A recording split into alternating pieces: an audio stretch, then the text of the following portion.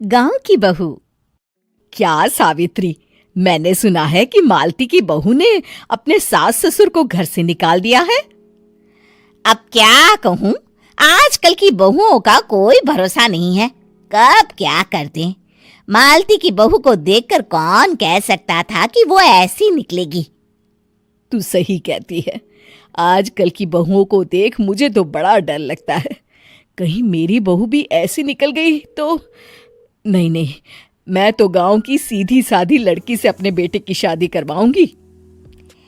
इस तरह एक दिन गायत्री अपने बेटे की शादी गांव में रहने वाली मीना नाम की लड़की से करवा देती है। ये लीजिए माँ जी, आपके लिए गर्मा गर्म नाश्ता और चाय। अरे वाह बहू, सच कह रही हूँ, जब से तू इस घर में आई है मुझे तो बड़ा आराम है। तेरे जैसी बहू तो किस्मत वालों को मिलती है। का माँ जी, अब इतनी भी तारीफ मत करिए ना।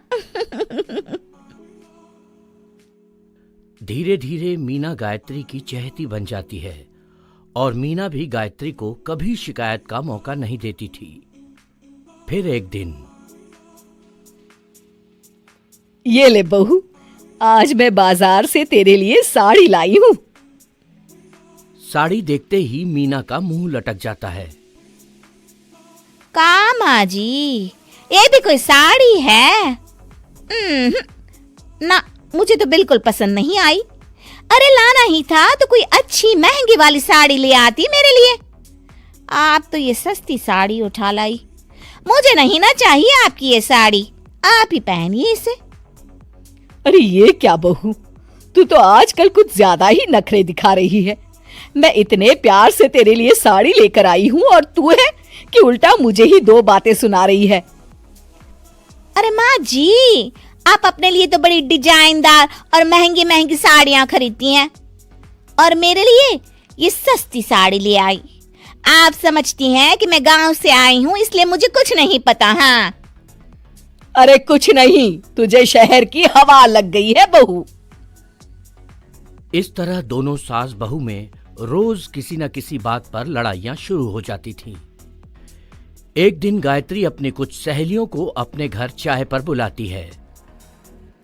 अरे बहू, मेरी सहेलियों के लिए बढ़िया चाय नाश्ता तो बना दे।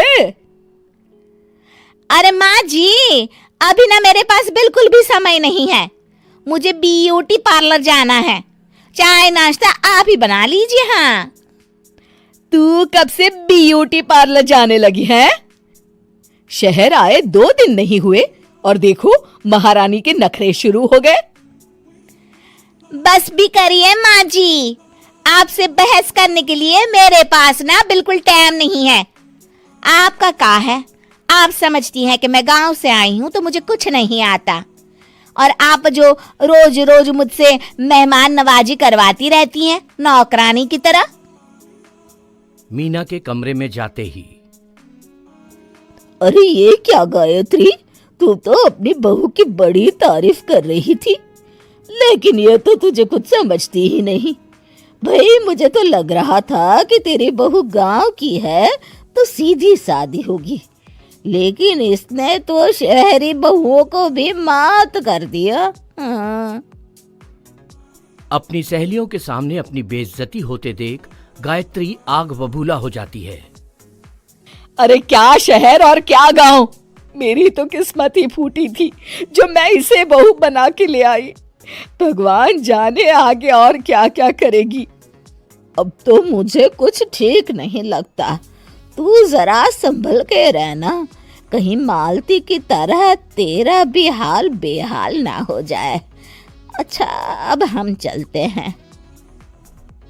अपनी सहेली की बातें सुनकर गायत्री थोड़ी घबरा जाती है। अरे ये सुशीला क्या बोलकर चली गई, कहीं इसकी बात सच ना निकल जाए। दूसरी तरफ मीना सारी बातें सुन लेती है। अगले दिन से गायत्री अपनी बहू से कोई काम करवाने से पहले 10 बार सोचती थी। ज्यादातर काम वो खुद ही कर लेती थी। अचानक अपनी सास में आए इस बदलाव को देख मीना, लाइए ना माँ जी, मैं कर देती हूँ ना काम। एक बात पूछूं माँ जी, आजकल ना आप बड़ी चुप चुप सी रहती हैं और अब मुझसे झगड़ना तो दूर, मुझसे खुल के बात तक नहीं करती आप। कुछ नहीं बहू, ऐसे ही। मीना अपनी सास की मंशा भांप जाती है और मुस्कुराते हुए कहती है, अरे माँ जी, चिंता मत करिए, मैं आपको घर से नहीं ना निकालने वाली। ये डर आप अपने मन से निकाल दीजिए। अरे छोटे मोटे झगड़े तो हर घर में होते रहते हैं, चाहे कुछ भी हो जाए, आप मेरी सासू माँ हो। मैं तो जिंदगी भर आपकी सेवा करूंगी माँ जी।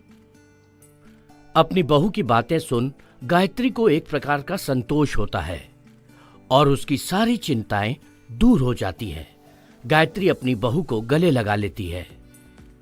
मुझे माफ कर दे बहू, मैं तुझे गलत समझ बैठी थी।